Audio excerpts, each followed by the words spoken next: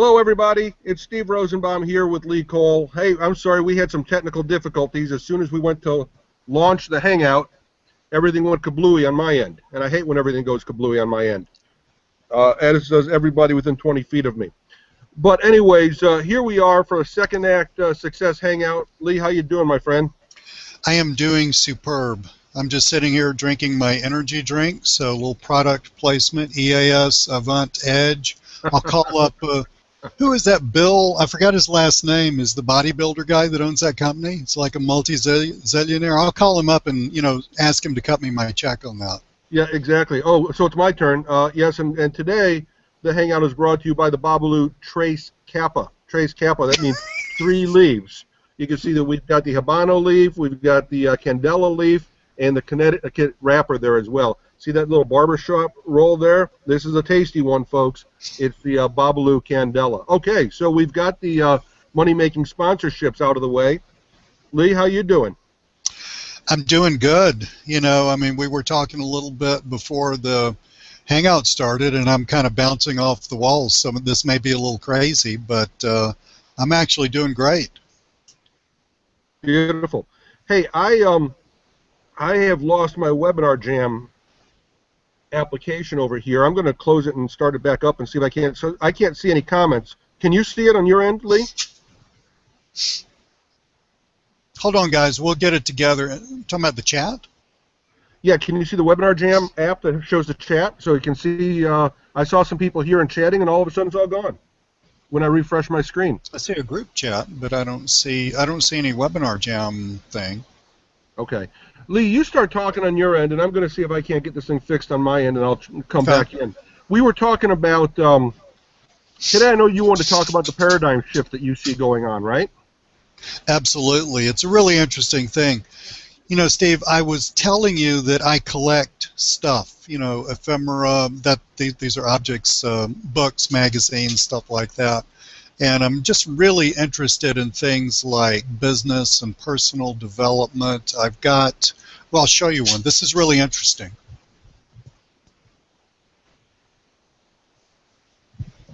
Can you see this? Yeah. These are called little books. They're little blue books. These are called little blue books. These, this one, I'm going somewhere with this, folks. So, it doesn't have a print date in it. This would have been printed somewhere around 1900. But these are some of the first mass-produced info products. They had a ton of these things, and you can learn all. This one says photography self-taught. I collect these things. I'm just massively interested in this whole info product thing. But I'll tell you something really interesting. So, my grandfather was a big collector of this stuff too, and he was really interested in the same kinds of things that I'm interested in. He was born in 1896. So before, in the South especially, before the Industrial Revolution, when the United States was still very agrarian, there was a movement in the 1900s, 19-teens, and 1920s. It was the idea that you could buy a small farm, you could grow your own food, you could have your own business, you could be self-sustaining, you could live your own life. Is this starting to sound familiar? Absolutely it does. Yeah, see, that was their vehicle, right? Their vehicle was the family farm. And frankly, I mean, it sounds like a pretty cool idea to me, although I don't really think it would. It might work nowadays if you added a little organic whatever to it and charged big prices, But that was their way of self-determination. You got your farm, you got your house, you got your porch. Down here in the South, you got your shotgun, and you're living like you want to. Okay, you don't. Nobody can come tell you what to do, right? I mean, that's very much that personal development, self-actualization. This is long before Abraham Maslow and all that stuff, but this is like that whole self-actualization thing. But then, Steve, then we hit mass industrialization in the United States. In other words, people went from the farm to the city. This happened, well, it happened in the North a lot earlier, obviously, than it happened in the South. But, I mean, in the South, it happened in the teens and the 20s and the 30s, and obviously up north, it happened a lot earlier. But this is the way I look at it. So then in most of the 20th century, you know, a person had the following, and I was showing Steve this with my arms. You had the money track, okay? This is making money, putting a roof over your head, get the car, food on the table, and all that stuff. So this money track kind of bends off this way. And then you had the personal, the who am I, the personal development track, which for a lot of the 20th century bent off in the other way. In other words, for a lot of people, now not everybody, some people found massive fulfillment in their work, but it was rare. Generally, having a job was just manning up and going to work and dealing with the boss and putting up with a bunch of stuff. And, well, son, I'm sorry, that's just the way life is. You just got to grow up and deal with it and do it, right? And so basically it was either denying yourself or changing yourself so that you could fit into all these little boxes and succeed. And it wasn't until, I would guess, about 15 years ago, or whenever it was, you know, so, 15 years ago or so, with the advent of the internet, that people were able to get back to that same concept of buy the family farm, have my own business, you know, live my life the way I want to, and to where the money and the personal development track were going in the same way. And that's just another paradigm for thinking about this. And it just kind of struck me because I'm looking at my bookshelf, which is full of like all this stuff, like my collection of early info products. But, you know, I was just kind of looking at that and thinking, you know, this is not a new phenomenon. This is probably something that people have been doing for a very long time. It's just in the 20th century, it became almost impossible to do. See? So explain to me what about the 20th century specifically made it almost impossible to do, and what's changed that makes it easier to do now? You know, I think it's the easy access to entrepreneurship. I mean, you realize you and I on this hangout could, matter of fact, we almost started talking about a new business idea that I have, right, just before we started. You said, wow, Lee, that's pretty cool. I want to hear more about that. But you realize that you could have a business idea, a bunch of people to buy stuff. I've identified a market. I don't know if it's real, but I've identified it. And I got stuff to sell them, and I got to figure out how to get them knowing about this and me make money, right? Right. I mean, that's basically what business is. Right. So you realize that you can have a business idea and this morning, and you could have the business up and running by this afternoon. That's a workshop we should do. That's a workshop we should hold. I love it. And you and I both know it's correct. We've done it. We've put out new products and entered new markets in that period of time. I mean, even what we're doing right now, this was, hey, we got an idea, and I think that people want to hear about it. Let's go do it. We identified a market. We thought, you know, constantly talking to people, baby boomers, maybe slightly younger, frustrated about the whole work, money, life triangle that, you know, is what I call it. Want a second act. Maybe the first act worked great. A lot of times it didn't. A lot of times, for a lot of people, it just kind of sort of worked well enough to sort of put up with all the crap because it was kind of sort of working, you know? Yep. But now, like I said, you want money and life to go in the same direction. And absolutely. Yeah, I mean, you and I had that idea, and what did we do? We said, okay, well, let's get going. Let's schedule a hangout. Let's start. And we did. And it wasn't that evening. It was like 3 days later, because I think we had the idea on Monday or Tuesday, and we had the first hangout last Thursday. And yeah, we decided to promote it for a couple of days and think about what we might talk about. But you know, that's the beauty of the world we live in.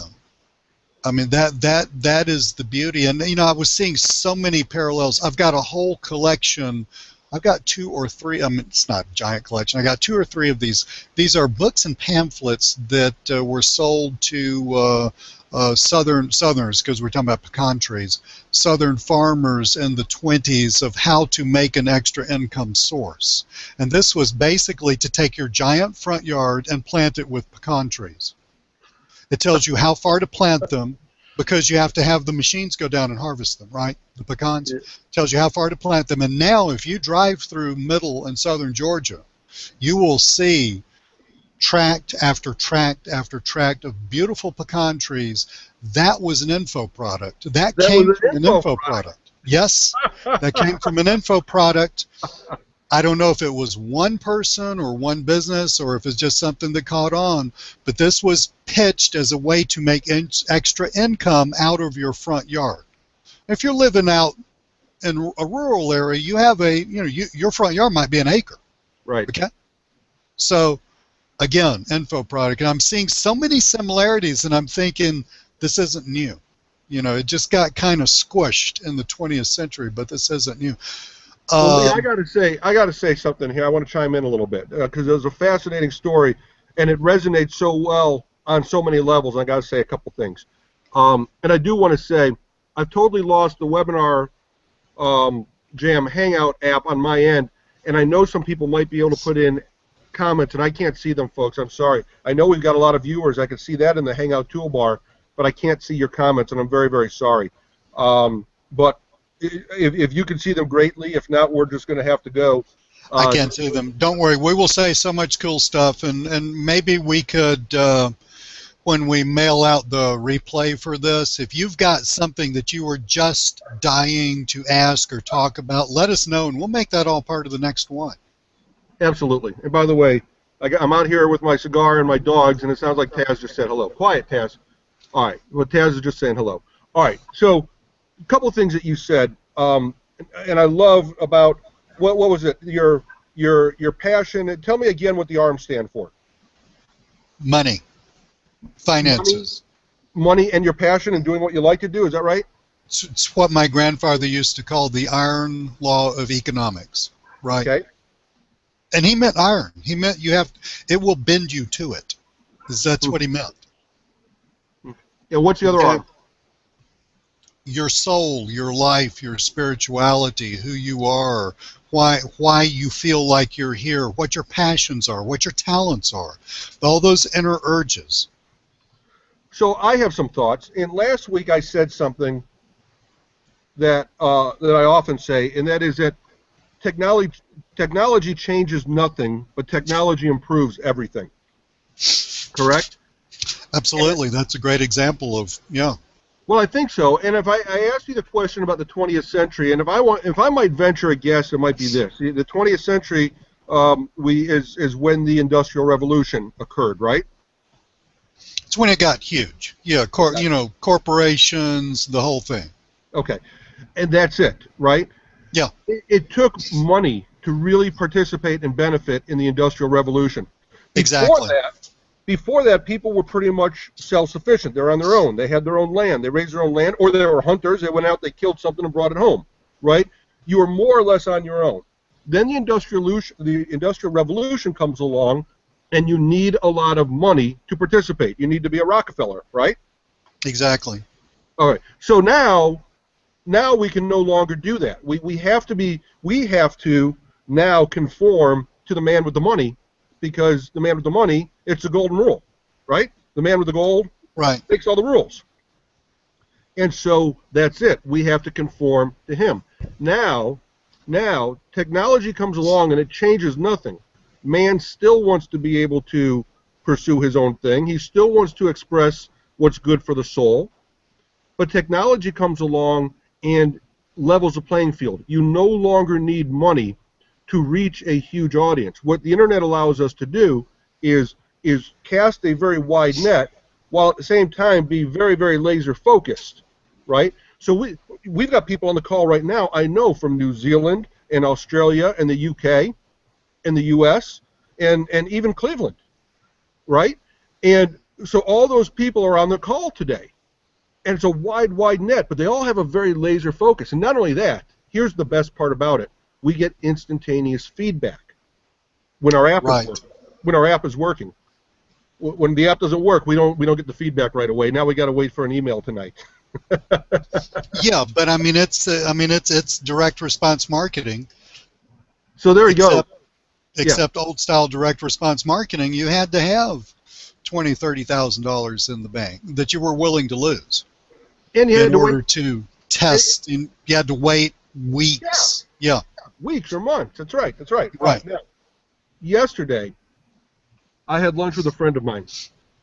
Actually, my attorney, my former attorney, he's not my attorney anymore. And the reason he's not my attorney anymore is because he's no longer practicing law. All right? This gentleman's 74 years old, and we sit down, and all of a sudden he starts explaining to me that he's going through his second act. Now, he's never heard about second act. He is one of those folks that, like you said, some people, you know, they're doing all right. It's not coming out of hard times. It's coming from, he's saying, I'm 74 years old, and I want to do what I always wanted to do. What he always wanted to do was teach. He wanted to teach, right? And he wants to teach things about heart, mind, and soul, and health and well-being and stuff like that. And so he says, I'm done practicing law. I'm now going to basically start my second act. And the bottom line is, it's exactly what you're saying. He's now completely in a line. Mm-hmm. Hey, dogs, knock it off. Can't you see that I'm trying to have a hangout? They're so impolite. All right. So they're dogs. My dogs. We have dogs. We're good with dogs. We have 3. We just got a little puppy not too long ago. I know. I know. You told me he has very good aim, apparently. Yeah, he hasn't missed a spot in the house. So, anyways, but so the story that you're saying it resonates so much, because here I was with this gentleman Henry, and Henry explains to me, and I'm just shaking my head and laughing. He said, "What are you laughing about?" I said, "Yeah, you're going through your second act. I know what you're talking about."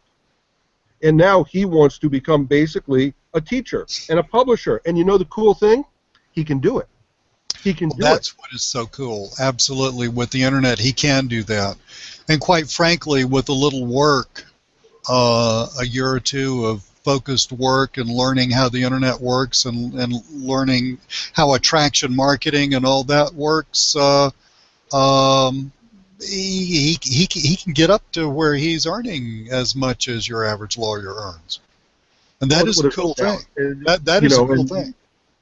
Frankly, the reason for the lunch is he wants to fast track that since he's 74 years old. And I said, Henry, I am absolutely not taking any more clients. He says, I bet you'll take me as a client. And the bottom line is he was right. Well, it would be impossible to turn him down. You know. Well, here's the other thing. And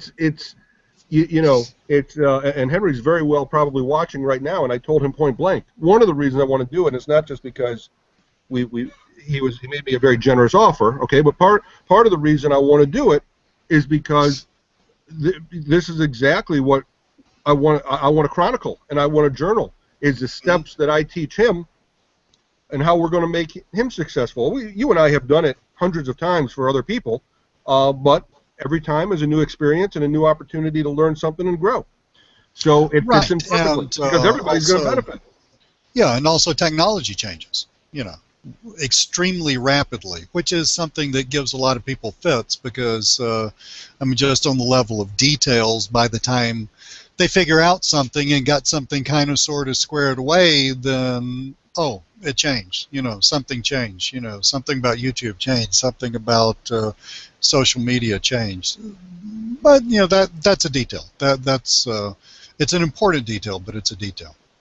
So I think what I'm taking from this is, no matter how you arrived at this place today, no matter how you got on the line with us today and you're going through your second act, maybe it's because you're going through a rough time.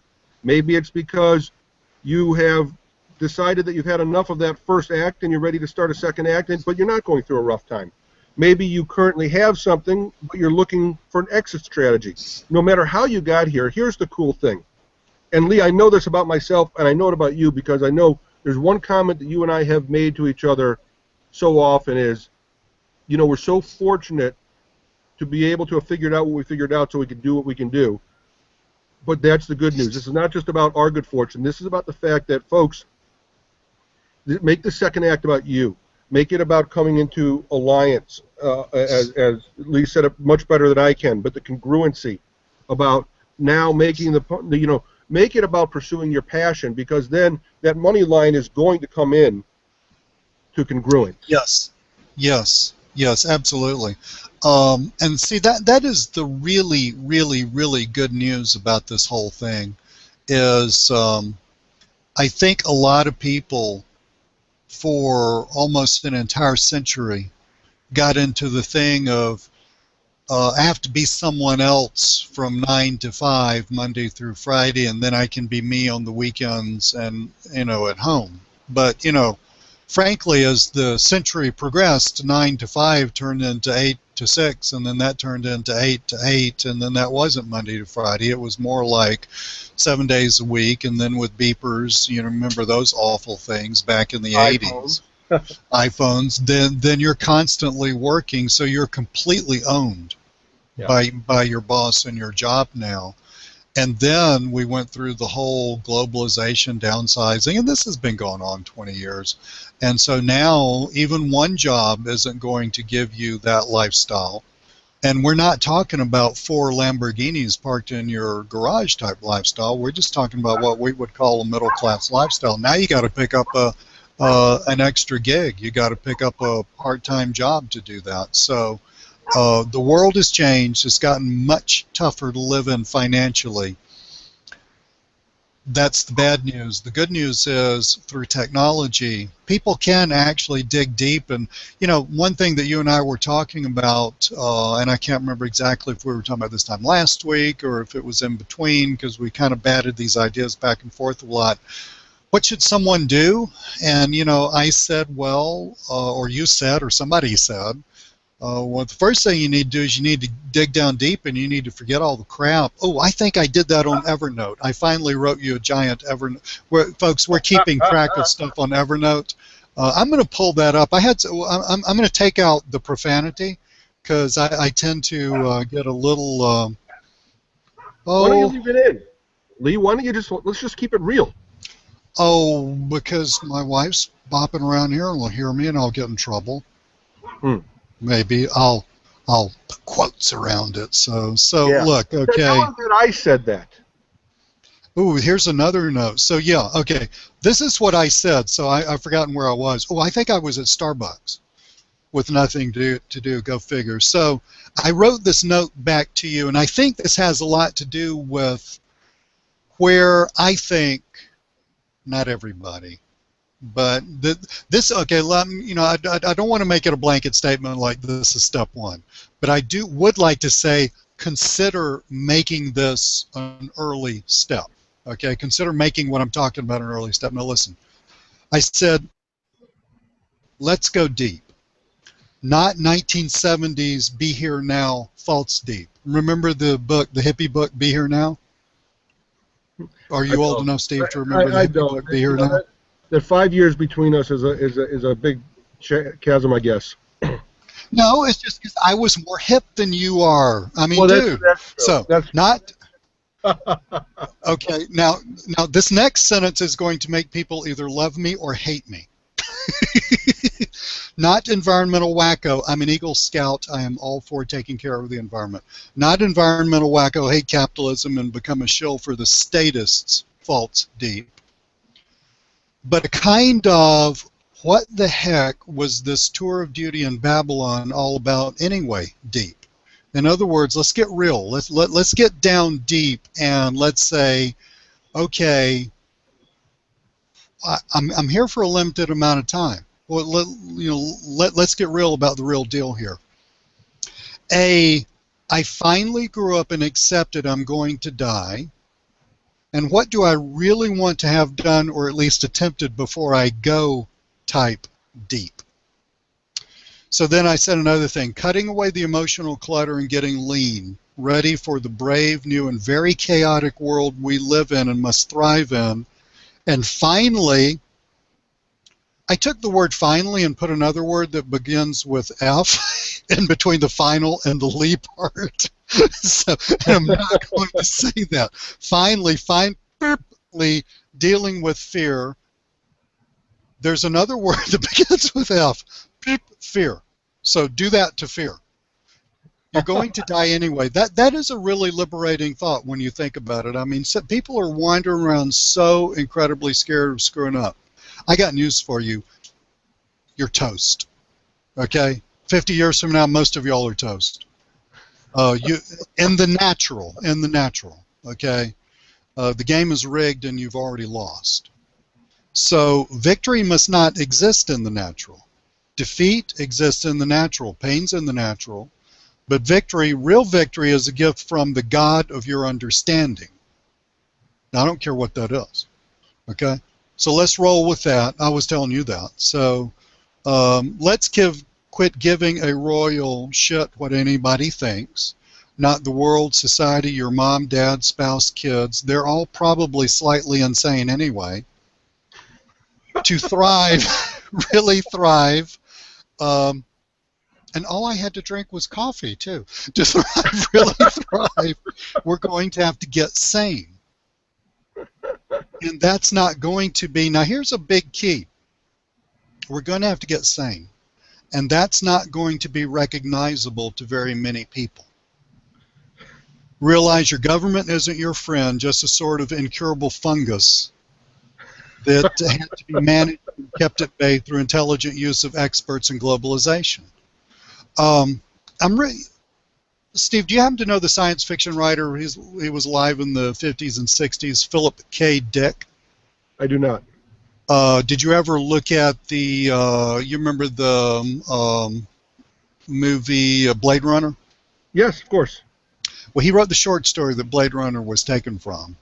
Okay. And Philip K. Dick was an amazing writer. He was one of the giants of science fiction. He was also an amphetamine addict. And he was a really screwed up human being. He was just way out there. And a common theme in all of his stories was everybody's totally screwed up. Everybody's drinking this stuff in the water. Everybody's mesmerized by the television. There's some sort of, it was almost on a conspiratorial level. And then one of the characters, the main character in the story, wakes up and says, oh, well, wait a minute. It was kind of a little bit like The Matrix, Which pill do you want? Well, I want the pill where I really see what's going on. And, oh, man, that's what's going on. Okay? So that kind of thing is what I'm talking about when I say get sane and nobody's going to really recognize it. So let's bring this down to real. You and I know people living in other countries. We know people who are doing things quietly, making a really nice living. They don't look really that different, but how they've sliced up the pie, what they're doing is really exciting and really new and really different, and they're adding enormous value with their lives to the lives of other people. That's what I'm talking about getting sane. Well, first of all, I want to. That was phenomenal. I'm kind of speechless, and that doesn't happen often. But and that was without the real bad words too. Without the real bad words, and also with just the coffee. So that's something else. I think there's so much truth into that, and it is deep. You said let's go deep, and man, you went deep. So you delivered. You delivered. I'm trying to think what I take out of it. Okay, but I think what I take out of it was the very first thing you said, in terms of let's just be real. All right. Yes. For the first time in my life, I do start to think about my mortality. I start realizing I'm not Superman. You're right. I probably won't be here in 50 years. And so what's that look like? And so you're right, that I do spend more time thinking about that, and not in a negative way. It's more of, man, I want to do today what I want to do, and what I want to do today is I want to help those businesses. And it's so funny because part of the reason is because of that incurable fungus that you talked about, right? That right. The small businesses need help. You said Government is not your friend. And it looks like, especially in this period of time, the government is not business's friend. And they need help.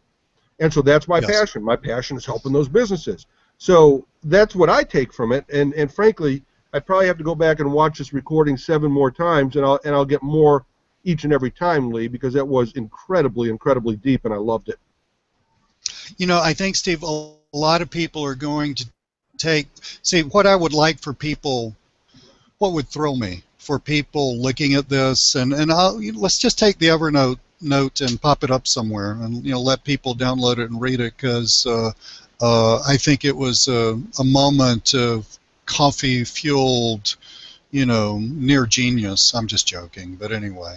I mean, but I would like to encourage people to look at their lives. Look, I am not saying that you need to sell everything and go, teach, the New Testament to natives in South America. I mean, if you want to do that, if that's in your heart, then go do it. But I'm not, when I mean deep, I mean real deep. I mean real as in it is completely aligned with who you are.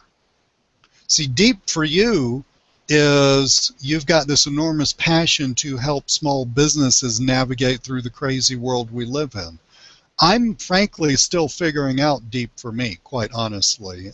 Deep for me is finally allowing myself to think things like that, and the internet allows me to voice things like that, and it allows other people to hear things like that and say, man, that is so incredibly wrong. I'm never going to listen to that guy again. That's fine. I still love you. It's all good.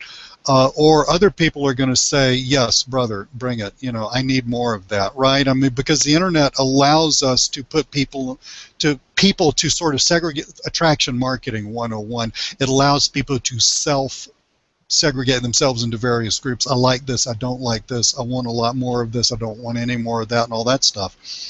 But deep could be something like, I was talking with a friend whose husband has a little medical condition, and it's not huge, it's not severe, but it is an annoyance. It's a little more than an annoyance, and she would love to, over time, be able to retire him from his work, because his work's very physically taxing. Now, if that is the thing in her heart, that when she wakes up in the morning and thinks, man, if I did that, I'm feeling a major internal pressure to do that, right? See, to me, for that person, that's what I mean by deep. That's right. That's congruent. With someone else, it might be, see, with me, a lot of it was I wanted to be at home and spend a lot of time with my kids as they were going through their teenage years. I was going to say that about you, Lee. And I'm sorry for talking over you, but no, please. I wanted to say is that you said you're still trying to figure out deep, but I think I picked up a little bit about you in that, and that's exactly it. Deep for you, frankly, was taking a little bit more for yourself, taking better care of yourself, taking more time for yourself, building the career that allowed you to do that. And there's nothing wrong with that. No, there's everything right about that. Of course. So that's the point. That's exactly. So you don't have to have, a lot of times when we think of success superficially, we think of bling and the Lamborghinis and all that nonsense, and I mean, that's cool and all that stuff. I don't have that. Maybe I'll have that someday. I could really give a rat's rear end whether I ever have that or not. I mean, it just doesn't really float my boat. I mean, to me, it's all about having quality time for myself and with my family and friends, quite frankly. I mean, that has a lot to do with it. It's being able to walk outside. It's October here in Atlanta. It's being able to walk outside and look up at the sky and thinking, God knows that's beautiful. Thank you so much for giving me another day on this planet. Can you do that when you work in a real job? No, you can't do that when you work in a real job.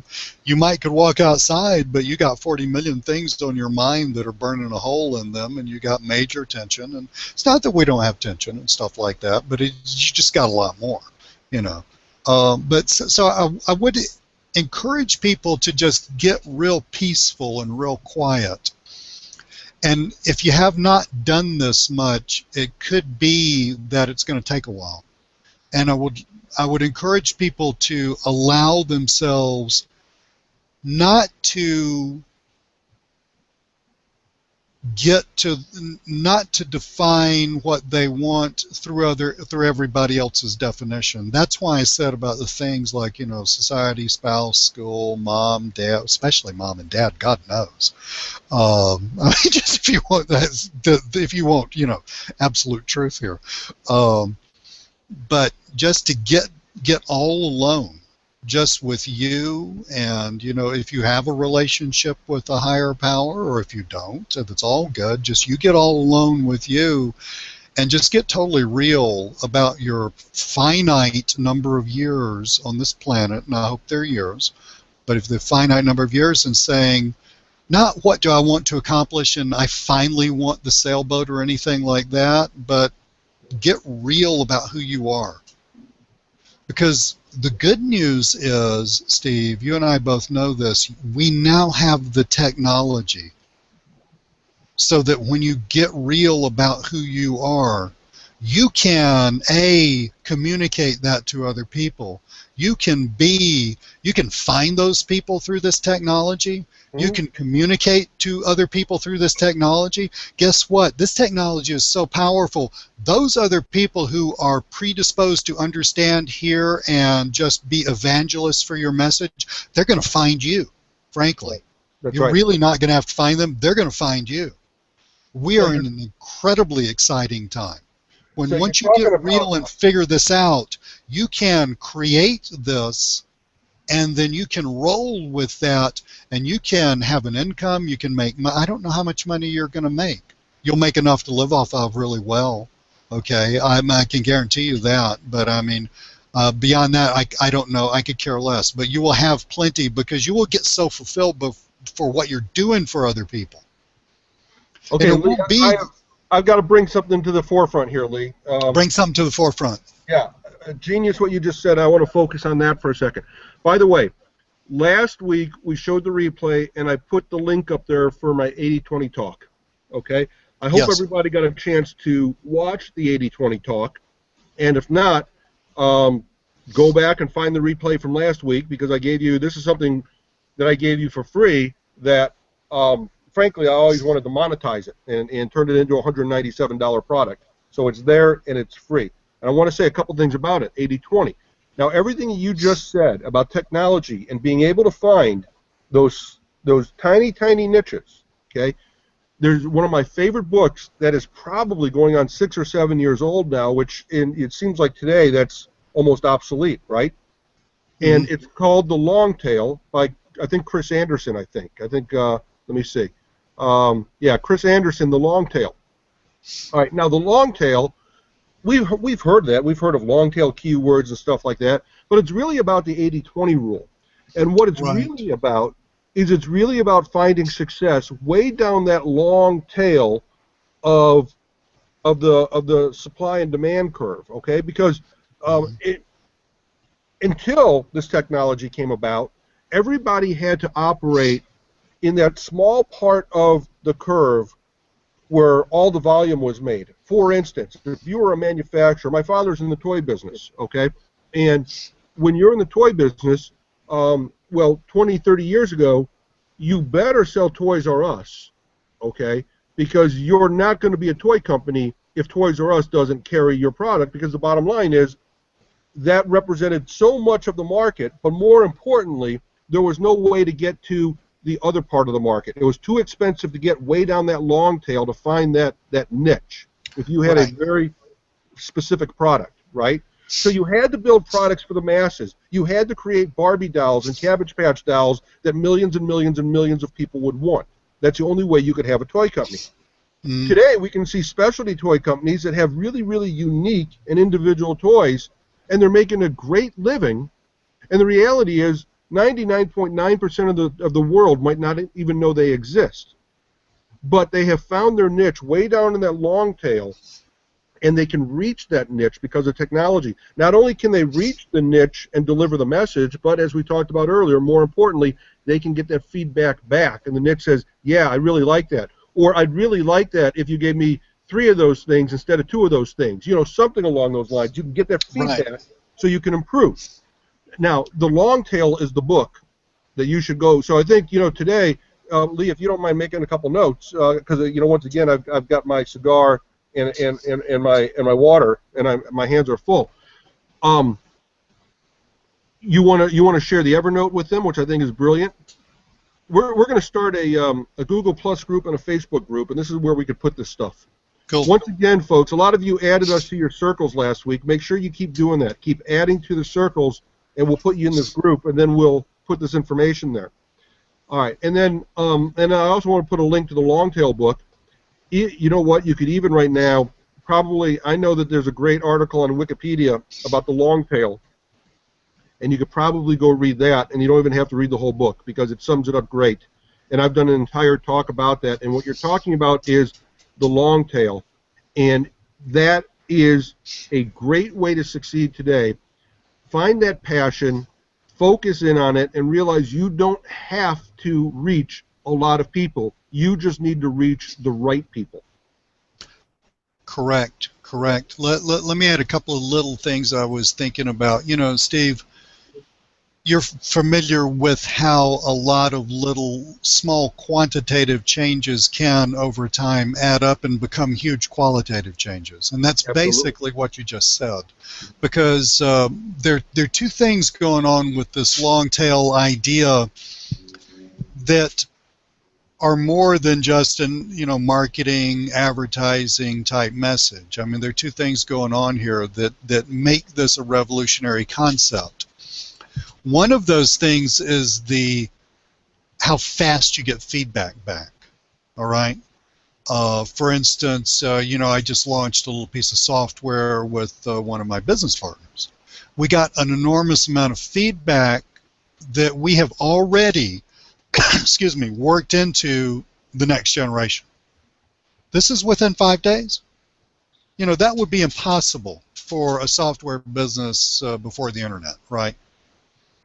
You know, people say, well, wishes this and that. You know, I mean, people loved it, but you know, can it do this and can it do that? Well, what about this? What about so we're on Skype and we got the whole thing figured out within 5 days. That would be unheard of 20 or 30 years ago. Number one. Absolutely. So the speed that you get feedback back of not only does it work or doesn't it work, i.e., do people like it and are they willing to pay for it, but details and specifics about what that market wants and needs. So that was key. The other key is, like for your dad's toy business, if he wanted to make a real specialty toy or a toy that might appeal to only certain kinds of kids or, you know, whatever, the problem is the cost to get it to market. That's right. Lee, I think you froze up or I lost you or something. All right, we're going to give Lee a chance to come back here. It looked like he had some problems over there. So technology challenges today, but like we said, technology just improves everything. So we'll let it have its little hiccups and burps every now and then. We got a real nice audience today. I see that, which is great. It kills me that with our hiccups today, I can't get the feedback because I'm sure you guys have got the great things to tell us, and that's exactly what we're talking about. I'm going to go on and tell you more about another conversation that's happened in the past week. And we had our first session a week ago, and if you were here, then you probably heard me. I got all excited because I saw a friend of mine on the line that I hadn't seen in many years. Well, I say that. We've talked to each other a couple times over the years, but basically it's already been 10 or 15 years since we worked together. But he was on the line, and he reached out to me after our second hangout, and I've spent a couple times with him on the phone, and he's going through his second act, all right? And there's a good chance he's watching us right now as we speak. So we had our talk, and he got so excited, but the reality was, you know, he's gone through some tough times, and I want to be careful to respect his privacy here and not share too much, but he's gone through some real tough times, and it's been a challenge for him. He's been depressed, and let me tell you something. I know this man. This man is full of life, full of energy. He's a riot. And to hear him was a little startling to me because I could see the toll it's taken. And I asked him, and I said to him, I said, I want you to tell me your vision, your goals of what you want this to look like. And I said, before you say one thing, I want you may not express this in the terms of money. You may not express this in the terms of money. And the first words out of his mouth were, well, if I could make X per month. And I said, time out, stop right there. I just said, you cannot express this in terms of money. I want you to tell me the vision of what you want to be doing, what this looks like, okay? What is good for the heart, what's good for the soul, and absolutely forget about the money. I know it's so hard, folks. I know it's so hard. And you need to know this about me. I've been there. I have been there, okay? Believe me, I've been at the absolute depths with my back up against the wall, really wondering about how things were going to turn out and really wondering about how we're going to get that next bill paid. But it wasn't till I could get past that. And many of you know also, by the way, that, just a few short years ago, before I started really understanding my two paths. I love what Lee says about this. Lee is right on target about this. But before I really understood this, and I was doing this instinctively, I never heard this from Lee until today, okay? But I started doing that instinctively. And until this really came out a few years ago, and I really developed this real passion and this real understanding of what I was doing, I had a client. And that client was about 80% of my income. I mean, he was my number one client. And the bottom line is what I really had was a job, right? I mean, I had my own company and everything. And I told everybody I'm in business for myself. I'm a consultant. But let's face it, with one client controlling 80% of my income, what I really had was a job. All right. And I quit. I left him. I said, I'm sorry, I can't work for you anymore. And the reason why was I liked him. He was fine. All right. But it wasn't allowing me to do what I wanted to do. I was doing, what he wanted to do, which meant I was doing what Lee said was the other thing was this, right? Where you get out of congruency. You start going off this way for the money. Okay, and then that starts going off this way for what your real passions are. And what I was really doing was I was spending everything to build his business. That we call that a job, right? All right. So I bit the bullet and I left him. And then I got real focused on my passions. All right. And it was balls to the wall time. It was really gut check time. I mean, I literally had burned the bridge behind me. I could not go back. And guess what? I really focused on finally doing the thing. See, I knew in my mind what I wanted to do. In fact, I'd started it many, many times and had it most of the way done.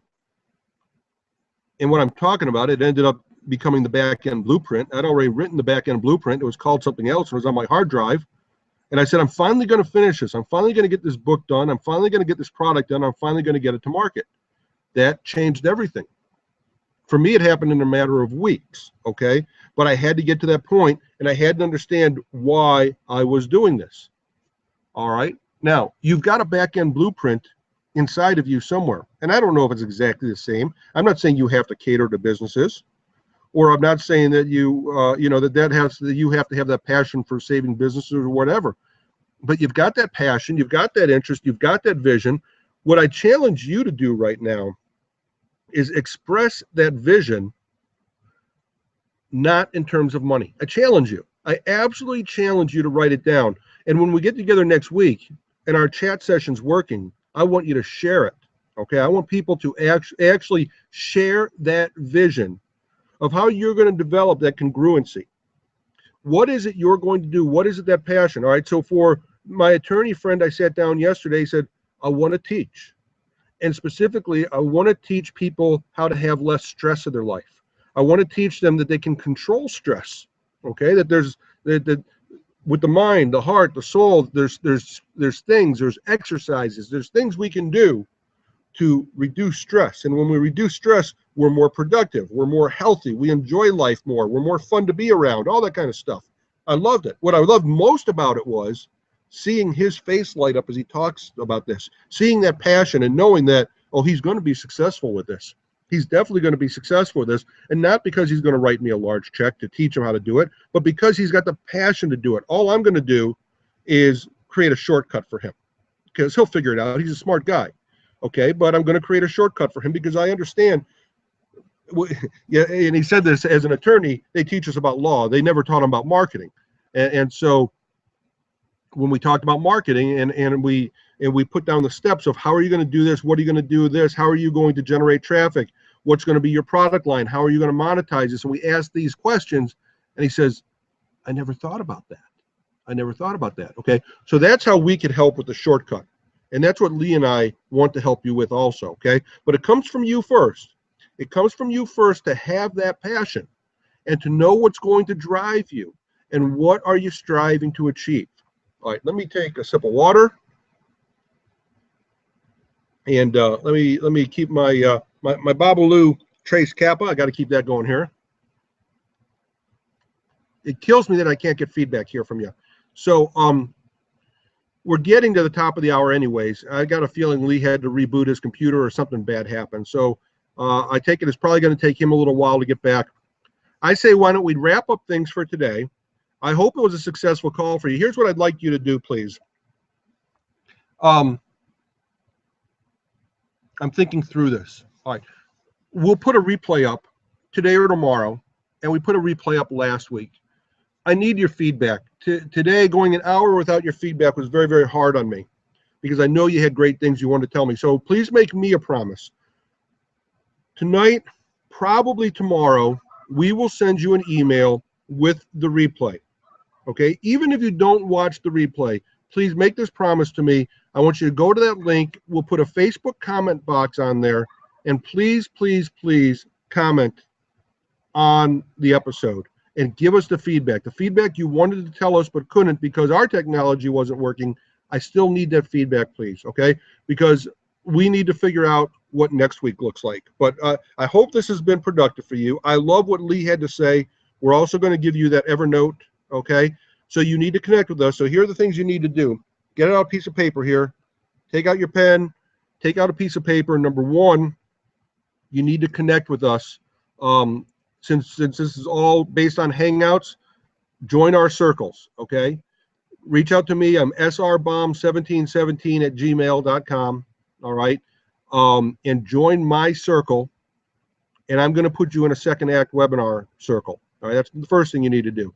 Second thing you need to do is look for an email, probably going to come from Lee. I might send it out as well, all right? But we will announce the Hangout or the replay for today's Hangout, and we'll put a little chat box, little comment section in there. Please give us those comments. That's number two. Number three, if you haven't watched last week's, go back and watch it. It was really, really good. And especially also, not especially, but also, look for the link I gave you to my 80-20 talk. It's very important, all right? Which leads me to the next thing, which is look for that book called The Long Tail by Chris Anderson, or it's okay if you want to take the permission, you got my permission, take the shortcut, look up The Long Tail by Chris Anderson in Wikipedia, okay? And read it and understand it, all right? And I think I've probably done a talk on that too. If I could find a video on that, I'll post it. Maybe I'll even make a new video about it because it's an important concept. And understand that you don't have to reach the masses, okay? You do not need to have 10,000 followers to be successful. You can do it with a small amount of the right followers. So when you find your passion and you understand your passion, you can go reach those people. So last thing to signify this point was last night, hang on. Last night, wow, that was close. It almost went out. It almost went out. I had to save it. Hang on. All right. Last night, Babalu had an event, and I went just to hang out. They had at a bar in South Austin, and Derek came out. Derek's one of the rollers, and he came out and he rolled cigars out at a bar. And so I said, I'm going to go hang out there. I'm going to go have a cigar and a drink. And I invited a couple of my friends to come hang out with me. And so we did a beautiful night. It's gorgeous. Stars were out and everything. And when I get there, there's this guy, And he was there. He was there, frankly, because I had sent out an email on Babalu's behalf saying, "Hey, I'm going to be down here." And so he comes down here. Never met this guy, but he's a Babalu customer and a fan of theirs. And big beard. Okay, I mean, big mustache, big beard. You know, down to his belt line. His beard came down to his belt line. Shaved head, huge beard. Okay. And the first thing that, not the first thing, nice guy. His name was Jeff. And we start talking, and Jeff tells me, that, and this is not Jeff who owns Babalu, it's a different Jeff, but this Jeff tells me that he's a member of the Facial Hair Club of Austin. Okay, the Facial Hair Club of Austin. Talk about the long tail. Okay, in Austin, Texas, there's a club for people with big facial hair. Now, mind you, this club has about 100 people. Okay, and guess what? Once a year, they've got a big contest, and it's a regional contest for the best facial hair. Okay, and it's a contest, and they give prizes for whoever gets voted as having the best facial hair.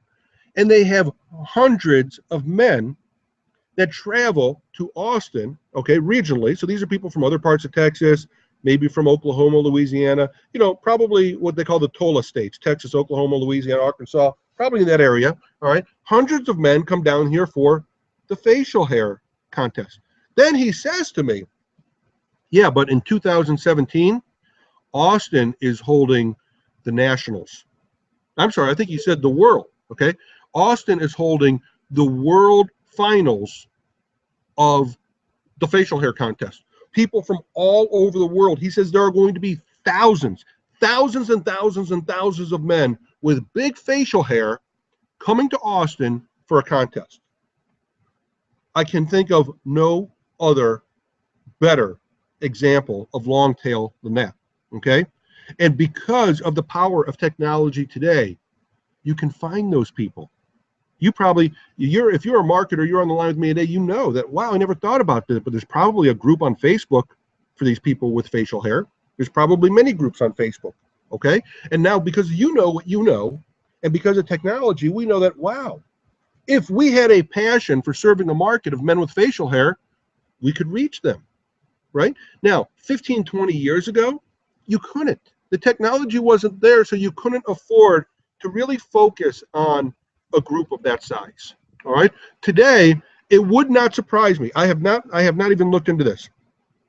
It would not surprise me if there were special shampoo for beards. Okay. Does a beard need different shampoo? Probably not, but you can bet that some marketer has figured out that, hey, we've got guys with beards and we could sell them products. So we could sell them special shampoos. Maybe we could do things to help them braid their beards or separate their beards. He told me about one guy who's got this whole process. He's got this big mustache. He's got this mustache that looks like this, right? And when he drinks a beer, okay, he's got this whole process where he takes his mustache, lifts up his mustache, puts the beer in his mouth, and then drops the mustache on top of his beer, so that he doesn't get his mustache wet, you know, with the beer. All right. You can imagine, well, there's probably a product for drinking beer with a mustache. And I'm not talking about a straw. But you can imagine that there's a product to lift your beard so you can drink your mustache. No, I got it backwards. Have another cigar, Steve. Lift your mustache to drink your beer, right? All right. So, well, you can tell, folks, I'm getting tired. But you can also tell I'm having fun and excited about this. Mainly, I'm excited for you. Find your passion. If it's a beard, then go after it. Then understand that there's thousands of guys with big bushy beards that would love to know how you can help them solve the problem of keeping their mustache out of their beer. All right? Maybe your passion is something else. Just understand there's a market for it, and the technology is there to go after it. And so make your second act about pursuing your passion. All right, folks. I've had a lot of fun. I'm talked out. I think we've lost Lee. So let's leave it at that and come back next week. Help us spread the word. We're having fun, and I know we're helping people. I know that I helped my friend from last week. I know I got great comments from many of you. that that were on the line. And I know I sat down and helped my attorney friend yesterday, and it's all helping me too. It really is. You're helping me. You're inspiring me, and this is exciting stuff. This is fun stuff, and most importantly, this is important stuff. All right, so that's it. All right, it's Steve Rosenbaum. I'm saying goodbye till next time. Thanks for joining Second Act Success. I'm going to thank you on behalf of my buddy Lee Cole, who's figuring out how to make technology work. It's been a bad technology day, but that's okay. We got through it. We'll talk to you later, everybody. Have a great day. Bye-bye.